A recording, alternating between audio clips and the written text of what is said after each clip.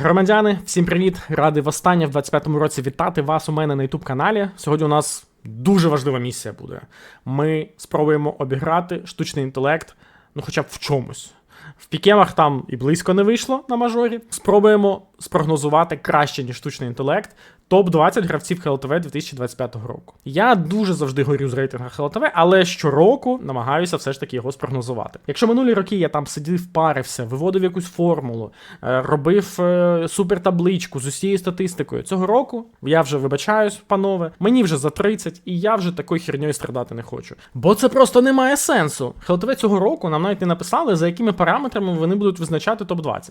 Минулого року, ось була стаття, вони писали, що важлива статистика, тобто різні статистичні показники, але при цьому важливо їх оцінювати в контексті. Також важливі нагороди, це ті самі MVP та EVP статуси від ХЛТВ, які вони видають, але вони теж бувають різного типу, різної цінності і так далі. Sample size – це кількість, тобто чим більше ти зіграв мап, тим цінніша твоя статистика.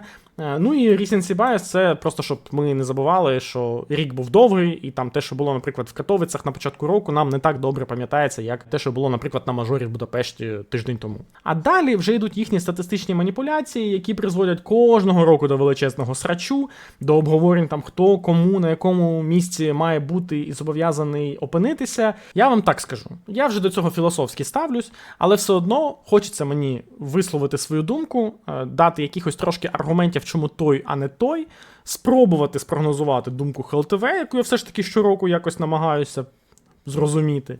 Ну і, власне, найголовніше – це просто обійти штучний інтелект. Сподіваюся, що ХЛТВ самі не роздають за допомогою штучного інтелекту ці свої позиції в рейтингу. Заряджаюся востаннє цього року нон-стопом, куди ж без нього, і відправляємося в топ-20 ХЛТВ. Нам потрібна обов'язково сторіночка зі статистикою по гравцям, для того, щоб просто якось порівнювати і орієнтуватися в тому, що відбувається. Але єдине, що її треба правильно налаштувати, фільтри треба вибрати так, щоб вони були не за 3 місяці, а за 25 рік. Ranked Filter топ-20, він нам знадобиться, тому що він класно відрізає усі матчі проти не команд з топ-20. Тобто для того, щоб сюди враховувалася статистика, обидві команди в матчі мають бути рейтингом як мінімум 20-м і вище. Іноді нам треба буде навіть топ-10 і топ-5 фільтр, просто для того, щоб оцінювати, як грають ті чи інші гравці проти сильніших суперників. Ну і по турнірам у нас цей фільтр топ-20, він автоматично відсікає різні, там, типу дракулани або якісь онлайн-івенти, і вони точно ніяким чином не будуть впливати на нашу загальну оцінку. Інструментарій під визначення найкращих гравців року ми вже налаштували. А чи налаштували ви свій інструментарій під свої катки в 26-му році? Щось мені підказує, що ще не до кінця. І яке щастя, компанія HyperX якраз під Різдвяно-новорічні свята оголосила про свої знижки на легендарну техніку до мінус 35%. Поспішайте, до 11 січня діє ця акція, і тут можна урвати дуже круті девайси за дуже приємними цінами. Мої фаворити, безумовно, Cloud 3S гарнітура – це надзвичайний кайф, до 120 годин роботи автономно, тобто без підзарядки. Якість звуку, якість мікрофону – все максимально топовий рівень. Як ви бачите, зараз іде по знижкам. Ну а якщо хочете відео записувати або стрімити, то також дуже вигідні пропозиції зараз на мікрофони, на Quadcast 2, на Quadcast 2S, або навіть на SoloCast. Усі вони звучать прекрасно, легко підключаються, легко використовуються і ще й дешево коштують прямо зараз. Зайдіть, подивіться, тут і килимки, і клавіатури, і мишки, і навіть рюкзак можна взяти за знижкою. Посилання на цю сторіночку я залишаю в описі під цим відео. Це для того, щоб ви пішли, натисли і обрали собі щось на ці свята. Побалуйте себе, або своїх друзів, або своїх рідних. Вони будуть дуже щасливі і задоволені. А ми починаємо наш топ-20. Головне питання, хто буде топ-1? Відповідь на нього наче очевидна, але при цьому купа дискусій все одно ведеться. Вони, м'яко кажучи, не безпідставні. Давайте просто порівняємо статистику цих двох гравців. По фільтру топ-20, який для визначення топ-1 гравця мало релевантний, у нас Донг Зайву переважає. В топ-10, тут же трошки більш релевантний він, Донг теж переважає зайву. Ну і найбільш релевантний, так, це топ-5 фільтр, тобто матчі проти найсильніших команд світу. Донк у нас теж тут на 6 тисячних зайву обходить. Інші аргументи починаються ось тут. Називаються вони 8 MVP у зайву в 25-му році. І Донку, якого лише 4, ну, очевидно, йому в цьому плані програє. Мені здається, ось на цьому моменті у нас тут будь-яка дискусія закінчується. Просто людина MVP 2 мажорів, MVP Катовець, MVP ще купи топових туриків цього року, і навіть попри те, що у Донка чиста статистика, вона трошки краща, кількість MVP і їхня якість у зайву значно переважає. Тому, безумовно, у нас топ-1 має отримувати Матью Ербо, а топ-2 Віслюк. Цього року я не думаю, що є якісь альтернативні варіанти, можна про це довго дискутувати, я про це дискутувати буду коротко. Краще давайте подискутуємо про третє місце, бо тут набагато палкіша може бути дискусія, бо я тут виділив 2 кандидатів, між якими і не знаю, кого вибрати – Монесі і Робс. Чиста статистика говорить нам про те, що Монесі тут 1.24 рейтинга, Робс йому поступається там, причому суттєво. Якщо там брати фільтр топ-10, то 1.19, 1.13 все те саме залишається. Топ-5, 1.17, 1.12 теж. Якщо брати топ-10 і фільтр по плей-оффам, то Монесі 1.18, Робс там взагалі 1.13. Тобто усюди є перевага російського снайпера команди Falcons і G2, але є такий фактор, як 8 EVP нагород у Робса цього року. Поки зайву лутав MVP, Робс підбирав EVP-шечки. І Робс, безумовно, став тою людиною, яка дозволила Віталіті вийти на новий рівень і домінувати перший рік. І у нього є EVP нагороди за всі 4 топ-івента. 2 мажора, Кельн і Катовиці. Всі 4 івента. Монесі, натомість, він у нас залутав 5 MVP на таких собі івентах, да, тобто немає тут EVP мажора, чи Кельна, чи Катовець. У нього є 2 MVP, Blast Rivals в Гонконгу і ESL Pro League. При цьому жоден з цих турнірів команда Falcons не виграла, що цікаво. А Робс, ну, він не отримав жодного MVP цього року. І це дуже складний вибір, бо тут як їх не сортуй, обидва відіграли дуже і дуже крутий сезон зі своїми падіннями, але при цьому з дуже високими злетами. І не скажеш, що Монесі керів свою команду більше, ніж це робив Робс, при тому, що Робс взагалі-то грає в одній команді з зайву. Все ж таки поставлю Монесі на 3 місце, а Робса на 4.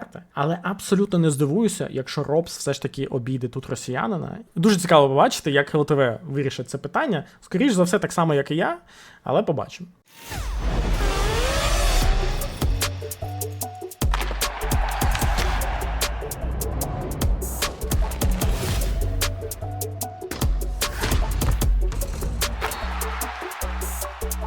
Далі поговоримо за 5 місце. Тут у мене 3 кандидата. По-перше, це Широ, Снайпер Спіріт, по-друге, це Молодой Снайпер Фурії і, звичайно, Ксерато, теж ще один гравець Фурії. Що важливо для ХЛТВ для визначення 5-го місця, це, безумовно, MVP і VP, рейтинг проти топ-5, топ-10 і, знову ж таки, ті самі піки. Ну, давайте аналізувати. Значить, давайте подивимось топ-5 у Широ, 1.09 рейтинг, топ-5 у Молодого, 1.16 рейтинг, топ-5 у Ксерато, 1.04. Тобто тут ми бачимо, що Молодой на фоні цих двох він значно краще себе показував і значно більший імпакт приносив. Да? От ми бачимо по показнику новому свінг. Він прям велику роль грав у матчах Фурії проти топових колективів. По MVP у Молодого є 2 MVP. Чингду і Фісура. Обидва це турніри такого, середнього рівня. У Широ жодного MVP немає, у Ксерато MVP за Thunder Peak, який взагалі навіть тут котується як тір 3, тому це навряд чи матиме на щось вплив. Що стосується EVP, то тут у нас Широ має 6 штук, це його аргумент досить вагомий, в тому числі він отримав EVP на мажорі. Сказати, що він там прям якось феєрів я не можу, але 1.16 у нього. Не сказати, що він прям керрі своєї команди, бо очевидно, що у нього є керрі. Що по Ксерату, то у нього 3 EVP, не найпрестижніші івенти. Молодой, де ти тут у нас? У тебе 2. Thunder Peak і Кельн. От що цікаво, EVP в Кельні для Молодого. Тут 1.18 у нього, але все одно це, враховуючи те, що Фурія в чвертьфіналі вилетіла, дуже хороший показник. Тому все ж таки тут я проставлю Широ на 5 місце, Молодого на 6, Ксерато на 7. Я все ж таки думаю, що 6 EVP у Широ дуже сильно зарішають, просто їхня кількість. І навіть 2 MVP молодого не зарішають. 2 саме MVP, бо не такі вони престижні ці турніри, щоб якось їх котувати. По статистиці, по пікам ці троє досить рівні, тому я думаю, що тут зарішають по логіці все ж таки нагороди, які є у цих гравців цього року. І по ним Широ обходить молодого і Ксерато. Ну, а Ксерато програє молодому, просто тому що у молодого 2 MVP, у Ксерато лише один, і то за найменш престижний турнір з тих, що вигравала Фурія цього року. На місця з 8 по 10 у мене 3 кандидати. Усі 3 вони жорстко керіли свої команди протягом року, але при цьому їхні команди не досягали якихось визначних результатів. Мова йде в першу чергу про містера Ксантареса з рейтингом 1.14 проти топ-20 команд, Фроузена з ще кращим 1.16, і Твістса теж 1.16. У них статистичка дуже сильна, вони в топ-10 входять по просто чистому рейтингу. Плюс у Ксантареса ще навіть є MVP за PGL Бухарест, але він ХЛТВшками котується як тір 3, тому, мабуть, сильного значення не матиме. По EVP тут у нас Frozen має на 1 більше, ніж Ксантарес і Твістс. При цьому у Фроузена і у Твістса є ось це EVP з мейджора в Будапешті, ну там вони обидва розвалювали неймовірно. Давайте до топ-10 опустимо. Тут невеличка просадка у Ксантареса є, у Фроузена. У Фроузена все стабільно, а у Твістса і у Твістса все стабільно. Він в складі Liquid був найкращим гравцем, він їх керів, але недостатньо, щоб вони там кудись виходили дуже жорстко. Він, не супер керрі колективу свого. Тому я думаю, що в цьому плані він поступається. Поступається, чи він Фроузену, мабуть, теж так, скажу так. Фроузен більше керрі в своїй команді, ніж Твістс. Ну і рівних Ксантаресу, мені здається, в Аврорі немає. Тому він, має бути вище за них усіх. Ну і плюс, все ж таки, як-ніяк, але хоч якийсь MVP у нього є. Тому якщо ХЛТВ захочуть якось аргументувати, чому Ксантарес вище Твістса і Фроузена, то, я думаю, вони зможуть це зробити. Ось він Ксантарес. Ставлю, мабуть, Фроузена. І 10-м у мене буде Твістс. Також 3 кандидата у мене з 11 по 13 місце. Сюди я виділив Флеймза з Vitality, Спінкса з Маус і Ніко з Falcons. Флеймс та Ніко не були найкращими гравцями в своїй команді. Спінкс в Маус по статистиці найкращий і найстабільніший цього року. По нагородам, єдиною MVP серед цих 3 гравців має Ніко за Клуж-Напаку. По EVP-шечкам у нас у Спінкса 4. Він їх залутав на мажорі, в Далласі, в Напаці і на ЄПЛі. У Флеймза теж 4 EVP. Ченгду, ЄПЛ, Бласт і ще один ЄПЛ. І де там наш Ковач? Ось він Ковач, Фісура і Бухарест, також у нього EVP. У всіх такі турніри, знаєте, досить слабенькі, хіба що мажор для Спінкса, але чесно, я не можу згадати, що там такого неймовірного робив Спінкс на мейджорі в Остіні. От він тут одну з найнижчих EVP і тримає. Давайте порівнювати їхню статистику проти топ-10. Тут у нас 1.10 залишається у Флеймза, 1.10 залишається у Спінкса і 1.09 трошки падає у Ніко. По пікам у цих гравців у Флеймза є 1.25 Blast Bounty і досить непогані ще 4 турніри з рейтингом 1.19 і вище. У Спінкса був теж вистріл в Лондоні на 1.35 і ще 3 івенти 1.20+. У Ніко 1.62 це якийсь один матч був в закритій квалі, я думаю, це не матиме значення. 1.36 на Фіссурі і ще 2 івента 1.27, 1.23. А так загалом дуже близько. Особисто по моїм враженням від цього року, Флеймс заслуговує бути вище, ніж Спінкс та Ніко. Спінкс, мабуть, заслуговує бути 12-тим, тому що він в складі команди Маус відіграв найкраще цей сезон. Маус, вони були постійно претендентами на щось високе, але, знову ж таки, сезон цей для них був не найкращий. І Ніко, мабуть, тоді 13-й. І з 14 по 19 у мене 5 кандидатів, які я вважаю, що зобов'язані взагалі потрапити в цей топ-20. По-перше, тут має бути Сензу. Він хоч і не дограв цей сезон до кінця, але те, як він грав цей сезон взагалі, це фантастика. Подивіться на ці цифри. Він найкращий був гравець Mongols, найстабільніший гравець Mongols. Mongols цього року грали достатньо серйозні турніри, достатньо далекі стадії для того, щоб тут був їхній представник. І навіть попри те, що він не дограв цей сезон до кінця і не грав другий мейджор, мені здається, він має бути тут в топі. Ось він. Ледь знайшов його. Ну так, він зараз без команди вже, але все одно не можна ігнорувати такі, подивіться, все зелене, він неймовірно грав сезон цей. Я ставив Frozen Твіста вище, у них значно менше матчів зіграно проти топ-5, тому я думаю, що тут не сильно зароляє те, що Сензу прогуляв декілька турнірів в кінці року. Також в цьому топі, я впевнений, знайдеться місце для Мейзі. У нього відверто суперпровальних івентів майже немає. От один Чінгду 0.93. Все інше, як для гравця його ролі, це дуже класні показники. При цьому у нього навіть є івенти 1.15+, із яких він у нас лутав EVP. 2 мажора у нього і ESL Pro League. В принципі, мені здається, цього має бути більш ніж достатньо, щоб Мейзі пройшов в цей топ. Нехай 15-м. Нехай. Ще кандидат, який, як на мене, тут має бути, це є Кіндер. Він дуже багато грав на високому рівні цього року. Дуже непогану має статистику 1.08 проти топ-5 команд. В плей-оффах, мені здається, там взагалі у нього розвал кабінетів. 1.16. Тобто він феєрично грав, хоч і не багато матчів, але проти топ-5 команд в плей-оффах. Тобто він не боявся. Falcons, Vitality, Mongols. Він в таких матчах грав свій найкращий КС. І це важливий показник, причому тут і свінг у нього шалений, АДР, мультикіл, тобто тут до нього 0 питань взагалі. Його мінус в тому, що у нього є там відверто дуже погані івенти, типу Бласта і Далласа. Є досить невдалий мажор в Будапешті, де 3-0 вийшли Фурія, а потім в плей-оффі Пуксренк вийшов проти Наві, і Кіндер якраз в тому матчі також себе проявити особливо не зміг. Але загалом було досить у нього достатньо і хороших турнірів теж. І Фурія провели хороший сезон. Я думаю, логічно, якщо тут буде 3 їхніх представника. Юрій теж теоретично може там бути десь на межі топ-20, але мені здається, у Кіндера шансів більше, тому я його сюди все ж таки додам. Також дуже потужний рік у нас провів Heavy God в команді G2. Він проти топ-5 команд зіграв 38 мап, що теж чимало. У нього, звичайно, просадка, але ми його і не пропонуємо в топ-10 ставити. Так, але проти топ-20, проти топ-10 у нього нормальні показники.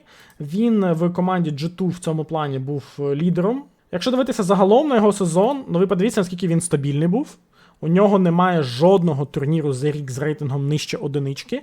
І це, от якраз для позиції в районі ось цьому, дуже важливий показник для Халтве. Вони часто люблять ось цих стабільних гравців ставити сюди. І тому Heavy God, як на мене, найстабільніший гравець ось з команди G2. Ще й не забувайте, у нього є MVP Blast London Finals. Це теж дуже важливий аспект. Це насправді змушує задуматися, а може дійсно його поставити вище Кіндера і Мейзі. Я вирішив все ж таки 17-м його тут відмітити. Але він гідний кандидат на те, щоб бути і повище. І я довго сумнівався, але мені здається, що все ж таки для топ-20 достатньо цього року зробив Кийосуке.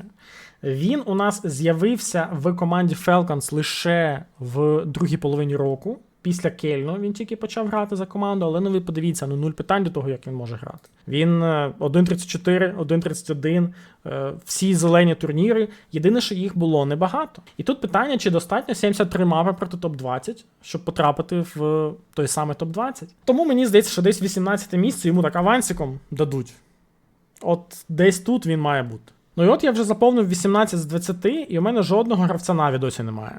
Це начебто логічно, у Наві був поганий рік, але все ж таки, мені здається, хтось один, точно має сюди потрапити.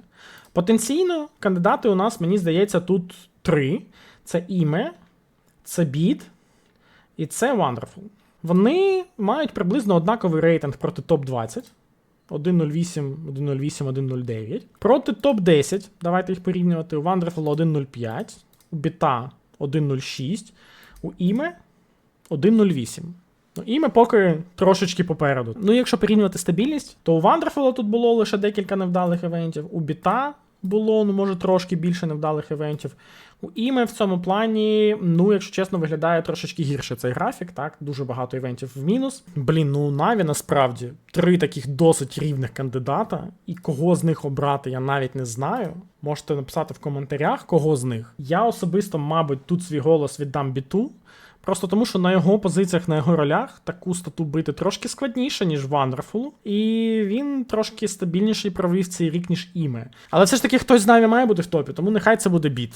І потенційно на 20-те місце, тут, як зазвичай, багато кандидатів, вже є вище згаданий Іме, вище згаданий Wonderful, плюс Потенційно може за рахунок досить непоганого рейтингу сюди залетіти Вікадія. Ну і такі турніри, типу Баунті і Плей-іна Катовець, він нормально так керів. Хороший у нього також Лісабонський Бласт вийшов, де до півфіналу дійшла Аврора. Але при цьому є і хірові там Мажор, Катовиця, ну це типа не в плюс йому грає, це точно. Також потенційно в топ-20 може залетіти Xerxen. Він, звичайно, тут багато грав топових турнірів, мав декілька вдалих, але ну, тут статистика показує, що стабільністю взагалі не пахне, навіть і близько. Купа провальних івентів від нього. Юрій також, мало ймовірно, але все ж таки теоретично за непоганий мажор, хороші турніри, які вигравали Фурія, тобто може якось там йому все ж таки дадуть це топ-20, але знову ж таки думаю, що ні. Ну і мій номер 1 кандидат на 20-те місце – це Снайпер Маус Торжи. Він має посередню статистику загальну, десь він тут загубився з рейтингом 1.06, але у нього є 4 нагороди EVP. Кельн, Даллас, ESL Проліга і Клуж-Напака. Ну, подивіться, у нас серед тих, хто має 4 EVP, всі є в топі. Серед тих, хто має 3 EVP, теж всі є в топі, крім Xerxen. На фоні всіх інших гравців Маус досить стабільний сезон провів. Як на мене, ну, мабуть, Торжа все ж таки найбільше заслуговує на 20-ту позицію. Це у мене вийшло. Я зберігаю. Я сподіваюся, що штучний інтелект я обійду. Тепер давайте спитаємо у машини, що думає вона.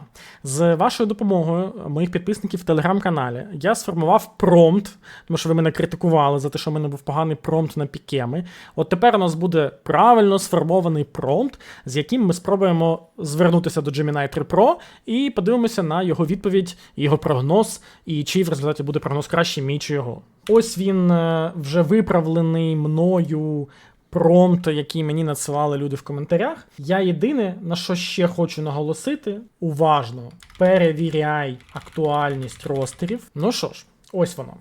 Як професійний аналітик ХЛТВ представляю підсумковий прогноз рейтингу 20 найкращих гравців року. 25 рік став епохою домінування Віталіті та індивідуальної гонки між Зайву та Донг. Ух ти, все правильно. Поїхали. Перше місце у нього Зайву, 2 MVP мажора, рекордні 8 Big Events MVPs за рік. Ну тут по факту, все правильно. Другий у нього Донг, третій у нього Монесі, він його відзначає як гравця G2. Далі Робс у нього четвертий, тут поки що у нього топ-5, все як у мене. От що відрізняється, це Ніко. Ніко він поставив на 6-те місце. Далі, я так бачу, пішла поплава повна. 7-й у нього Біт, 8-й у нього Джимпхат. Я взагалі не бачу Джимпхата в топ-20 цього року, там 0 EVP у нього.